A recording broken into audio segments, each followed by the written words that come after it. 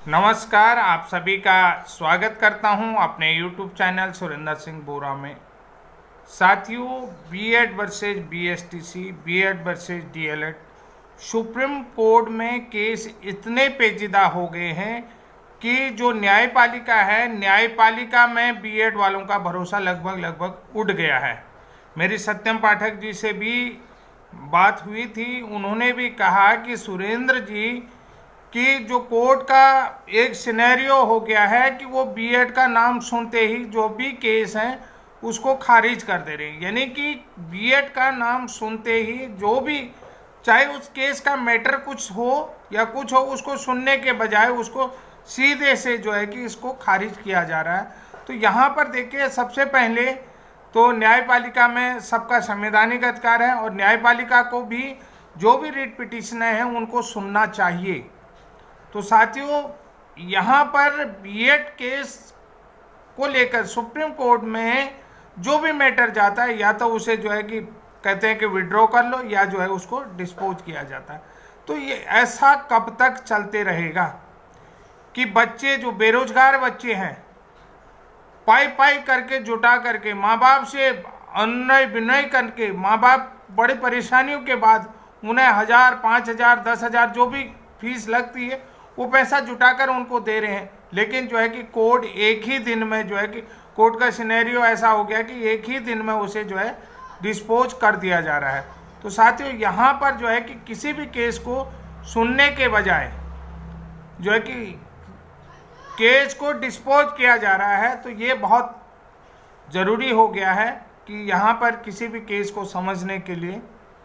तो साथियों, आज हम बात करते हैं देवेश शर्मा केस की, जो डीएलएड वर्सेज या BSTC versus B Ed supreme court में फैसला जो आया था, उस मामले में एक क्लेरिफिकेशन याचिका फिर से सुप्रीम कोर्ट में लग गई है। तो क्या कोर्ट इस केस को सुन पाएगा? क्या कोर्ट इस केस को अच्छी तरह से समझने का प्रयास करेगा?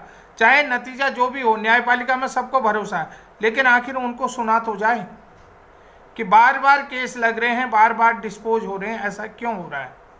क्या आखिर कोर्ट को भी ये समझना चाहिए, माननीय जजेज को ये समझना चाहिए कि बार बार ये केस क्यों आ रहे हैं? इन केसों को समझे तो सही, इनको समझना तो चाहिए कि इनमें है क्या चीज़ और गलती आखिर किसकी है।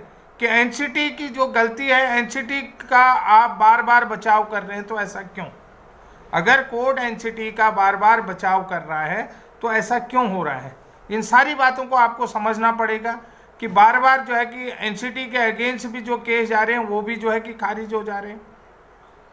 एनआईवस डीएलएड को बिना सुने हुए, देखिए एनआईवस डीएलएड मामले में जो है कि जबकि कोर्स एनआरसी ने कराया है, एनसीटी के रिकमेंडेशन के बाद एनआरसी ने करा है। एनआरसी जो है कि पूरी सेंट्रल पॉइंट है एनसीटी के, एनआरसी की तरफ से को बिना एनआरसी से पूछे बिना जो है कि कोर्ट की तरफ से केस खारिज हो जाता है, कोर्ट की तरफ से एनआईवस डीएलएड वाले बाहर हो जाते हैं। तो इसी तरीके से एनसीटी ने जब बीएड वालों को 2018 के बाद परमिशन दी थी, एनसीटी पर जो है कि जो एनसीटी के नोटिफिकेशन पर ये बीएड हुआ था, तो जो भी होना था उन बच्चों का क्या कसूर था? मान लिया जाए जो भी है गजट नोटिफिकेशन गलत जारी किया, तो गलत जारी किया तो उसका दंड एनसीटी को देना चाहिए, उसका दंड कोर्ट जो है कि एनसीटी को देती, बच्चों को क्यों? ये बहुत सारी चीज़ें होंगी।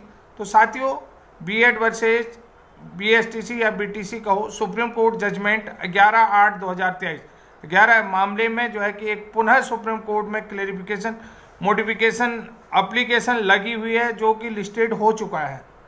तो देवेश शर्मा द्वारा ये केस जो है कि 30 नवंबर 2023 को सुप्रीम कोर्ट में रजिस्टर्ड करवाया गया है, जिसका डायरी नंबर आपको दिखा देता हूँ, 49800/2023। ये मिससेलेनियस एप्लीकेशन है।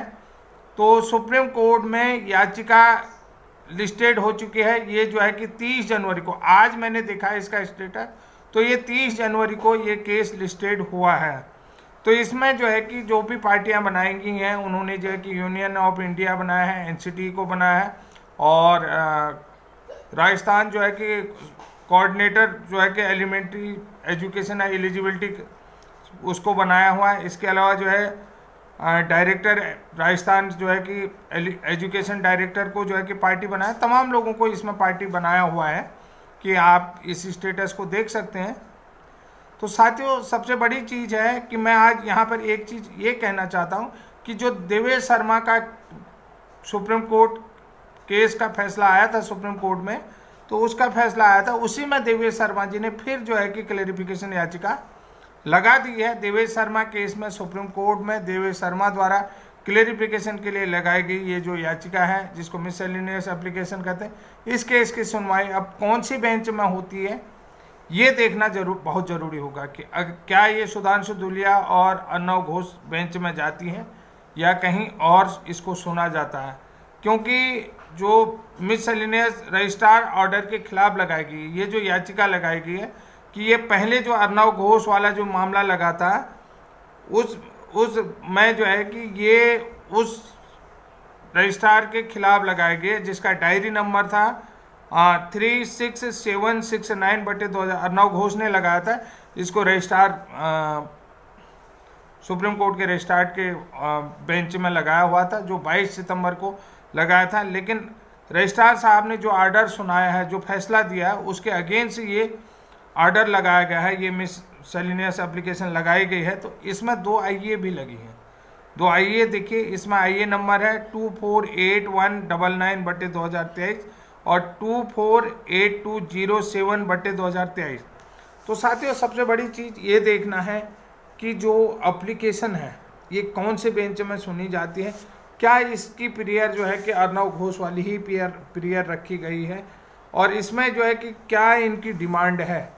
अगर इस केस में भी अर्णव घोष वाला मामला छुपाया जाता है तो ये जो है कि थोड़ा अलग मैटर हो सकता है, क्योंकि अर्णव घोष वाले जो केस है उसको अगर छुपाया जाता है। लेकिन यहाँ तक जहाँ तक मैं समझता हूँ कि यहाँ पर कुछ भी नहीं समझा। लेकिन देखिए, अगर आप किसी अन्य चीज़ को सुन रहे हो तो पहली चीज़ है कि आपको जो है कि मानसिक रूप से कमज़ोर किया जा रहा है। अन्य जो भी वीडियो को आप सुन रहे हैं कि हम ये कर देंगे, हम इसको जो है कि डिस्क्लोज करवा देंगे, हम इसमें कोर्ट से जुर्माना लगाएंगे, हम ये करेंगे, ये कुछ नहीं। अपने आप पे विश्वास रखें, अपने आप पे कॉन्फिडेंस रखें।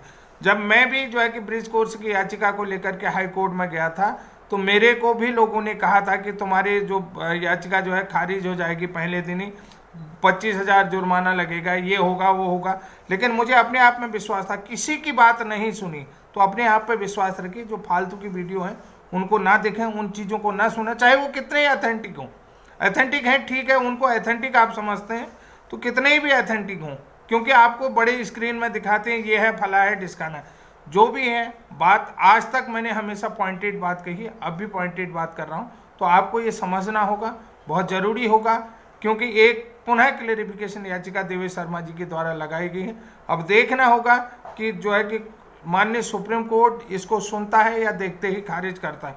क्योंकि सबसे बड़ी चीज़ है कि बीएड वालों का नाम सुनते ही सुप्रीम कोर्ट जो भी एप्लीकेशन आ रही, जो भी रिट पिटीशन आ रही, उसको खारिज कर दे रहा है। तो आखिर क्यों ऐसा, क्यों हो रहा है, क्यों ऐसा? तो ये बहुत बड़ी सवाल है, क्योंकि न्यायपालिका से सबका जबकि संवैधानिक अधिकार है, न्यायपालिका में सबका बराबर अधिकार है। तो साथियों, आज के लिए ही इतना ही। तब तक के लिए जय हिंद, जय उत्तराखंड।